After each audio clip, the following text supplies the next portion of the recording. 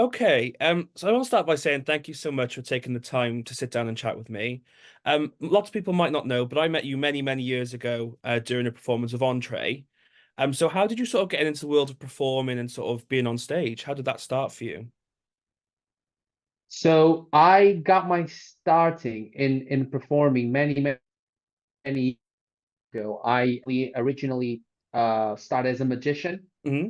I was a professional magician for a number of years, and I loved it. But then it got to a point where I stopped caring about as much as I did before. Mm. And so my start in performance was for sure magic, specifically close-up magic. And then eventually, when I moved to the UK, I got into more comedy, theater, Mm. drama. I sort of diversified my skill set in performance. Mm. And what was the feedback for Entree? Like, I know we're going back a few years, but what was the response to that show like?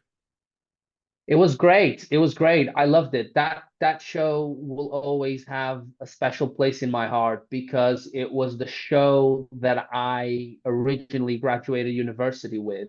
Mm. And for me, I put on that show like the pressure of like being my big almost break into Mm. like performance, touring. I took the show to a few fringe festivals in the UK, and the feedback has always been great. Was always very good from the get-go. I now later on I realized just how bold I made of a choice I made with that Mm. show. Just like a completely 45-minute silent piece, just like pure pantomime, clowning, interaction with props, trying to find the comedy in all of those interactions.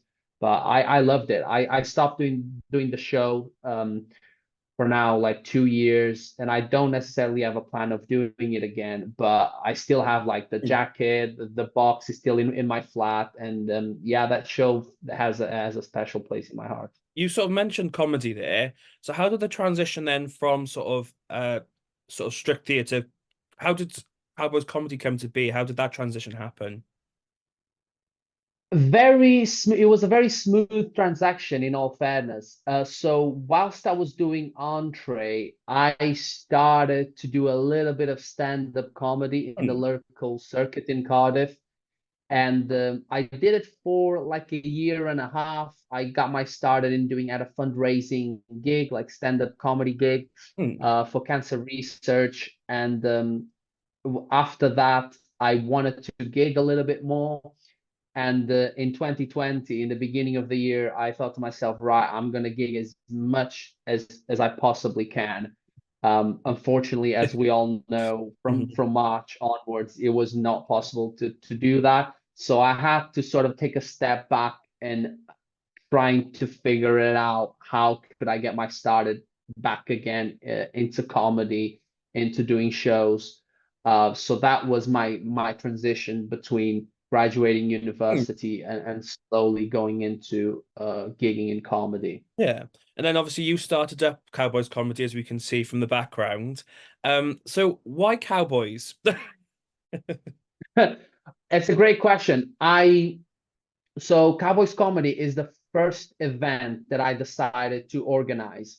Hmm. And because it was my first, when that first was suggested to me to start doing my own comedy events, Hmm. and I thought to myself, if I ever put on a comedy night, if I really wished I could do this or be a part of a comedy event that I have full control of, Cowboys comedy would be the show. Just like a comedy variety night where you have all sorts of shapes and sizes of what comedy can be, Hmm. and just give a little bit of everything. There's a bit of stand up, but then you also have the drag and the burlesque. My goal was to give just a comedic experience rather than a show in a way. Yeah. Um, Hmm. Was the idea always sort of Wild West, Cowboys? Was that always in the back of your brain, or how come you decided to go down that route? It's a great question. I just think cowboy, the wild western uh idea just provided me a sense of like, I think I can play with this theme Mm, in order to make the show mm, a little bit more immersive because I wanted to sort of decorate the room that mm, the audience was going to come in. And for me, the challenge was how could I link the theme of the show with the content of the performance, yeah. but also like not make everything about cowboys. Cowboys just provides the frame in which Hmm. the show takes place. So in the beginning was like, okay, let's do a comedy night and use the Wild Western and the Cowboys as a starting Hmm. point. But then later on, as I got to do the show more and more, I realized the potential that the show had to make it even more immersive and to really push the boundaries of what live comedy is. Yeah. As well as sort of organizing it and putting it together, you host these events yourself. So going from sort of stand up then to hosting, is there much difference in the skill set or your experiences of those two disciplines? Uh, yes, I suppose because a host isn't necessarily, well, he's part of the show, but he's not the reason why Mm, the audience goes to see the show. But he is also the person responsible for conducting the show and making sure the show runs as smooth as possible. So to some extent there is a skill set there all comedians share, but I would also argue that an MC has got to have a specific type of skill set. They're not necessarily a professional stand-up comedian has. Even though, I mean, you could say that most comics now can probably host, mm, but I would say there is a very specific skill set that sometimes can be overlooked when it comes to hosting your own comedy night. mm, But even with that, I try to step away from what a host was because mm, for Cowboys comedy, I wanted to host the night, but I wanted the host to like be part of the show mm, and like transport and really pushing people in to come and see and be part and engage with all mm. the elements that compose Cowboys comedy. So I yeah. One of the things you've added in, which is always very impressive, is your dance routines at the beginning of the show. So where did that sort of come from? Funny enough, the dance routine was one of the first ideas that I had. I wanted to come on stage and I wanted to have a big opening. So come out dancing felt like the right thing for me, felt like the right way to introduce the show. Like people take a seat and you see the opening dance and you realize, okay, we might be in for something a bit different than the norm. And for me, that dance is like, okay, folks, we're about to have some fun. We're Mm, not going to take ourselves here really serious. It's probably going to be very silly. So suspend your disbelief a little mm. bit. We're about to have a great time. Well, yeah, we had at the last show that I was at, we had someone arrested for stealing from the bank. It's a very as you said, it's an experience. It's not just you are watching someone, tell a story. You are a part of it, Yeah, which is yeah, fantastic. exactly. I think bringing that element of like the audience is part of the show and the Mm, comedians are part of the show and having those small skits or sketches or however yeah. you want to call it between the acts is for me was such an important step towards of how I envisioned what Cowboys comedy could be. I started probably I would say the first step was introducing the eagle, and that took its time to so as you know, Rhys, for me the eagle was like I think the eagle belongs in the show. Look, it's Mm, part of the artwork. I mm, use it to advertise the show, but I want to bring this character, and there is a space. I just need to try it and mm, see where it works best in the mm. show. Talking about sort of space and filling it up. So, as you've mentioned, there's the very eclectic mix of people you bring in for these shows. You've had obviously stand-up comedians, but you've also had the likes of Lee Del Fleur, Isley Wellin, Carrie Sauce, uh, Anna Toxin, all these burlesque, drag, so much different stuff. What's the response been like to including sort of drag or burlesque on a lineup that wouldn't traditionally have it? Um, I didn't realize how sometimes stressful that can be because I'm not performing. Mhm. I'm just like, hey, come Yeah. perform at my night. I from a performer standpoint, I know that can sometimes be a little bit tricky because I mean, I don't do burlesque myself, but I can see how if you're a burlesque performer and you are on a bill that there's not just burlesque, Mm. you might think like, okay, people came here to see some comedy, but like, will they respond the same way to my act as they did? So I know that from a programming standpoint, um, it can be a bit intimidating, even though I Mhm. don't think intimidating is the word, but I think that the way that I try to curate the lineup for every show is that every moment of that show provides something different Mhm. and incredibly entertaining and unique for that part of the show. And I try to make every act to fit and make it look like we are all part of Mm. this wild western saloon, and you're welcome to join us and just step Mm. onto the fun. I actually chatted to Islwellyn, and he said obviously at first he was a bit nervous because his act is not what you would traditionally see at a comedy event. But he said the audience was so welcoming and so sort of loving, and that's sort of the vibe is just even though they're there for comedy, as in that's what the lineup is. They sort of embrace every single person who goes up or is a part of the audience interaction bits or they're being picked on by a host or picked on by a comedian. Everyone is like in it and involved, which is absolutely fantastic. Absolutely. That is exactly the right mindset to go about it. Hmm. In the beginning, like I said, because it was my first event, I was completely oblivious to what this was like. Hmm. So it's been interesting as well to get some feedback for some burlesque performers. I've never booked burlesque acts before. As a matter of fact, they were the first acts I started to book, and then I went more into like booking stand-up comedians. Hmm. So it's also been very helpful and quite of an interesting journey as well to understand like the code of conduct with Hmm. burlesque Yeah. and like how do you like book drag acts and stand-up comedy. So mixing all of these has been like an amazing learning curve for me Hmm. as a booker and producer as well. um but yeah, it's fantastic. I think the mix that we have provides such a unique, Hmm. entertaining experience that I believe there's not much Hmm. in the Cardiff Okay. comedy or variety Yeah. scene. Ah. So how many shows have you done now with Cowboys Comedy?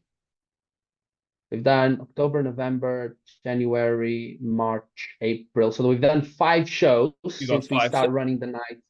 hmm. Yeah, in October of last year. And the September 27th will be our sixth show in Hmm. Cardiff at Revolution.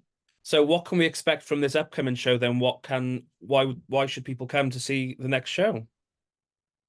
Oh man, the next show we're gonna have an amazing opening act that will it's so great. I've as everyone knows, Justin Bragg in the local Hmm. scene, and he's gonna opening the show to an absolute hoot and holler.